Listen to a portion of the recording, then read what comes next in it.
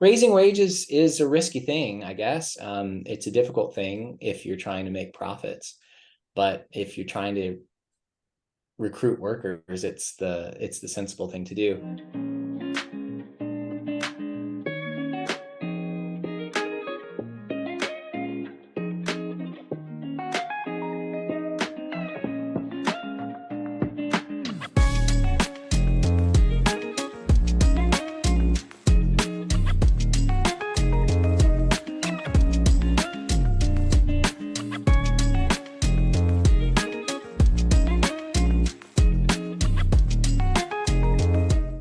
Welcome to the Dump Truck Toolbox. I'm Alan, and I'm pleased today to have a special guest, Professor Peter McHenry, who is a labor economist, and he is a professor of economics and public policy at the College of William and Mary. And he's also a good friend. We know each other through church and through our families.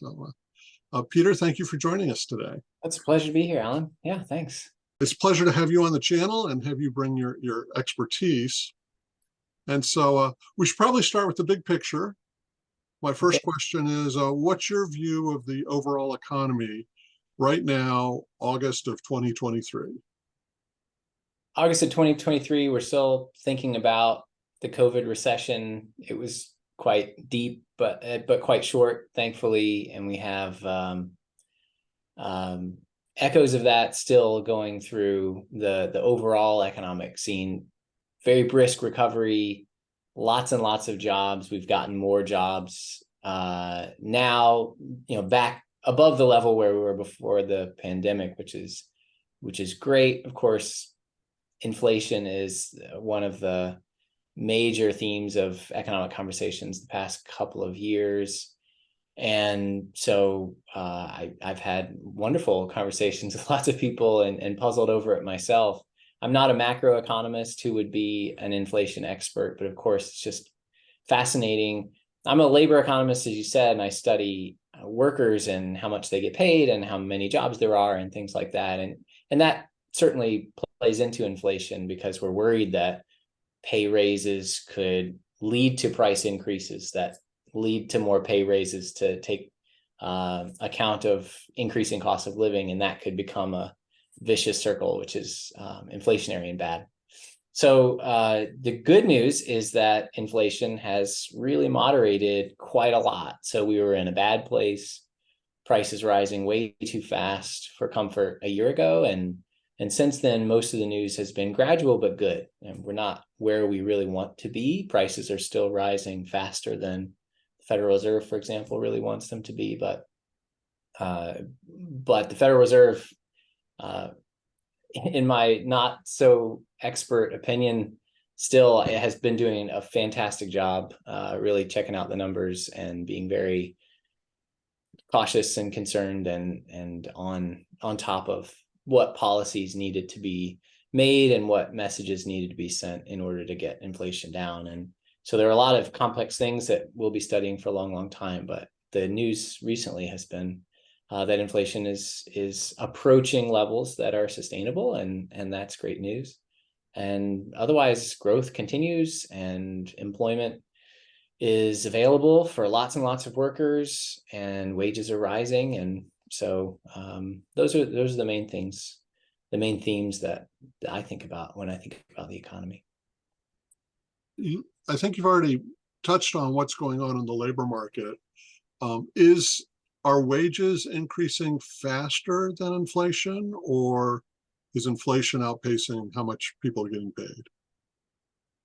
It kind of depends on where you are in the distribution. So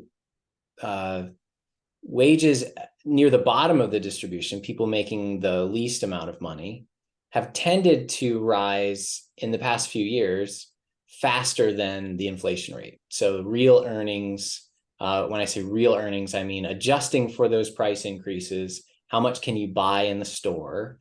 That's typically gone up for folks who make the lowest amount of money in the labor market. For other folks who make more money, their wage increases have sometimes kept pace with inflation, and in some sets of months not kept pace with inflation. All of them are rising together, but it's a bit of a horse race between price increases and wage increases for some folks in the distribution of earnings. So it's really nice that inequality, which is a major issue in our economy, has been moderating some the past few years. If you wanted somebody to have real earnings increases from a policy perspective, people at the bottom of the distribution are probably the people you would really want to focus on and to help. But at the same time, price increases hurt households who are trying to buy things, and so we certainly want to keep an eye on that. And it kind of depends on where you are in the distribution. But wages have been rising and rising pretty fast, and so mostly keeping up with inflation. I mentioned before that I had trouble finding data on the labor market, specifically for dump truck drivers. And last time we talked, you said that you'd done some poking around and found some interesting stuff. So before we get into the details of the findings, what were you able to find around dump truck drivers specifically? Well, I think I share with you the inability to get great nationwide data on dump truck drivers specifically. The best source of information about the labor market comes from the Bureau of Labor Statistics. And if you go to the BLS and you look for dump truck drivers, they will say dump truck drivers, see heavy and tractor trailer truck drivers. And so that's the most detailed major occupation category that we have, where we can understand median wages and employment growth and things like that at the national level, and also at the local level. They have a lot of good information. So I focused on that. It's going to include long haul freight truck drivers as well. But if you're a driver, you have a set of skills, commercial driver's license and carefulness and hand-eye coordination, all these things that you need to have, and grit and the ability to show up on time and everything like that, right? That you need to be a driver. And a lot of those skills are transferable, presumably, between being a dump truck driver and being a long-haul tractor trailer driver. And what that means is that if there are lots and lots and lots of great opportunities for tractor trailer long haul freight drivers, then dump truck driver employers are going to have a really hard time hiring, right? And so there's going to be forces in the market, because of competition mostly, that tie together conditions for one kind of driver and conditions for other kind of driver, because people can move back and forth. And I know that you can't move tomorrow immediately. There are going to be some frictions, some barriers, but for the most part, if truck driver wages are rising over here, they're probably going to have to at least eventually rise over there, sort of proportionally. And so I think looking at the bigger category is sufficient for learning a whole lot about parts of it. For someone hiring dump truck drivers or commercial drivers in general, what would you say about wages and benefits, once again, today? Mm-hmm. Wages, I know a bit more about than benefits. I know benefits are often available for commercial drivers. I looked at trends in wages and compared the wages of heavy truck drivers generally to the national average. And truck drivers earn more than the average. They earn more than the median. Not a whole lot more. It's about 8 or 10% more than the average worker, including surgeons and landscapers and everybody, right?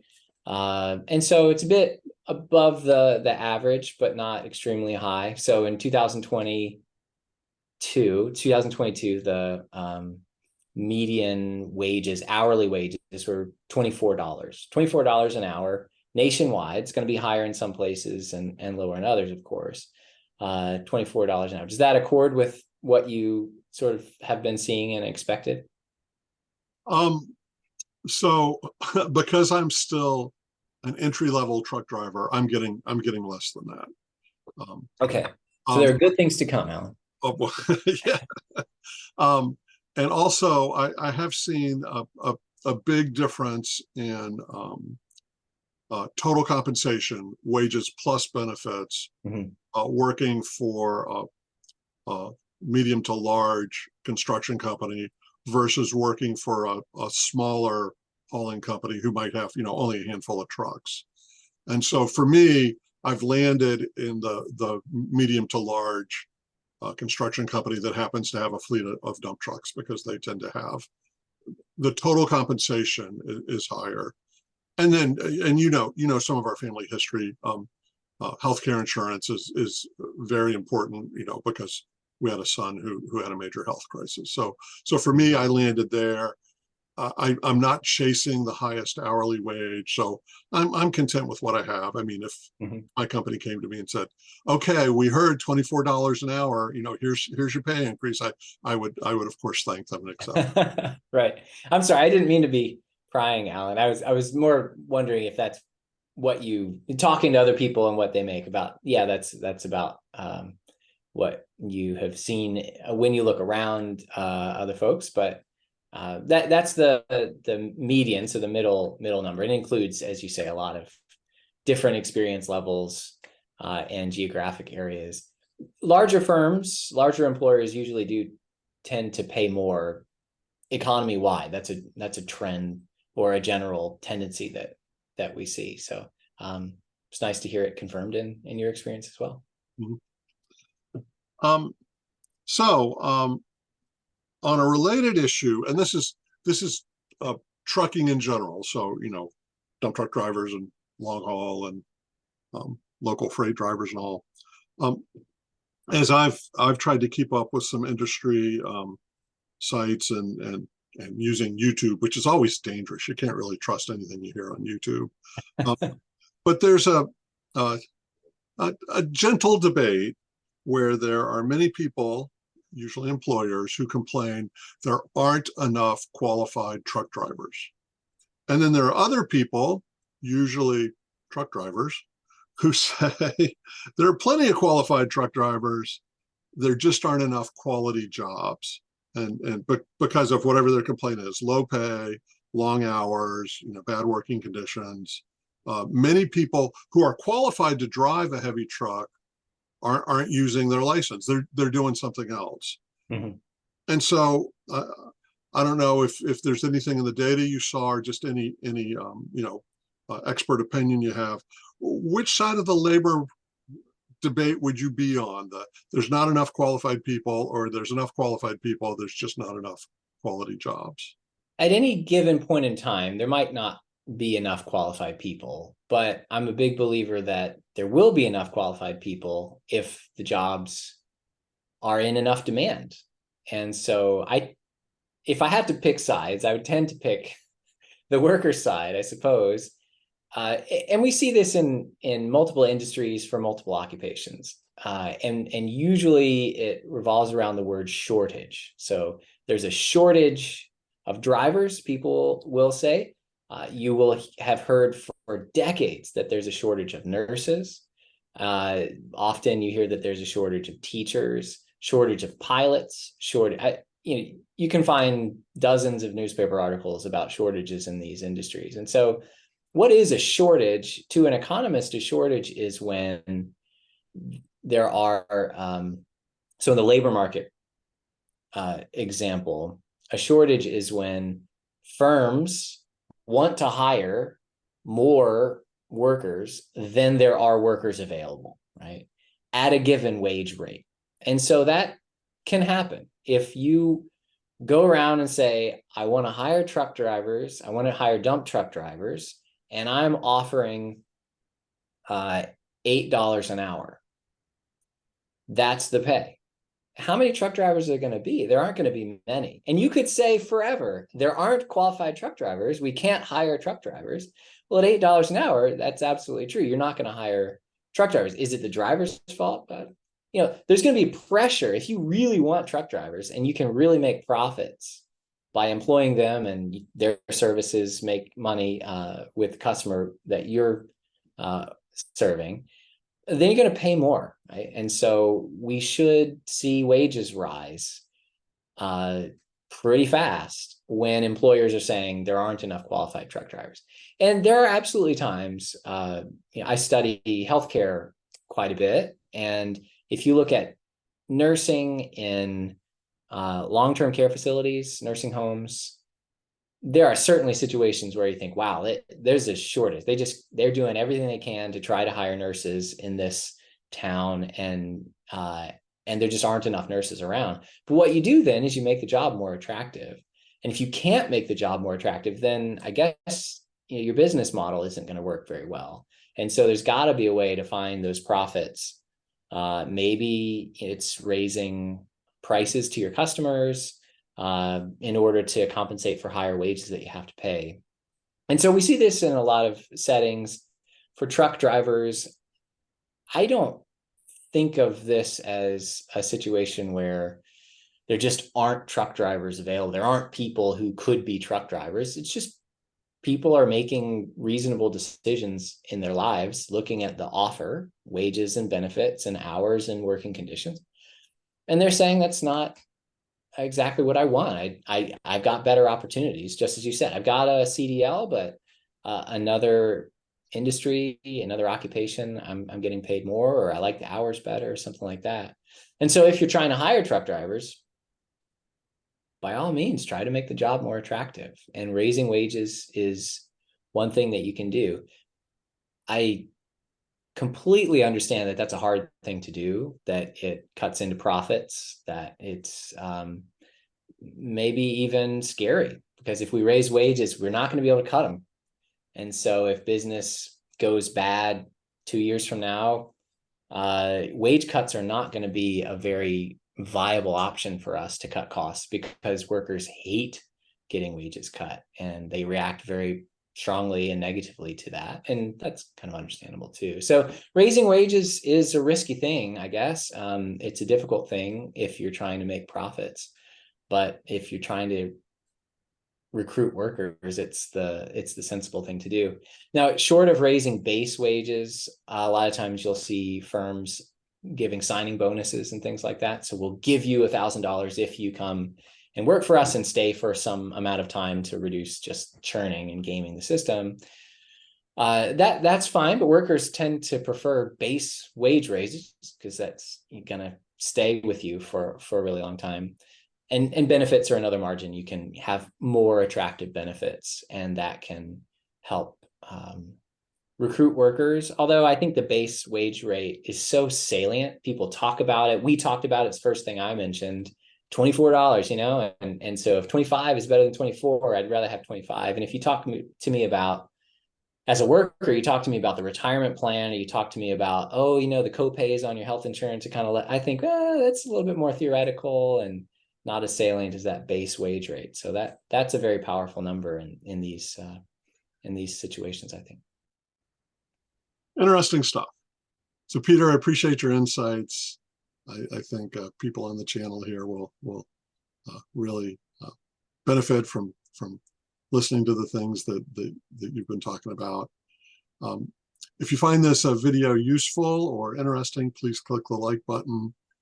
And if you haven't subscribed already, please do so. Peter, I hope maybe to have you back for the 2024 update on the labor market, if you're okay. Sounds good.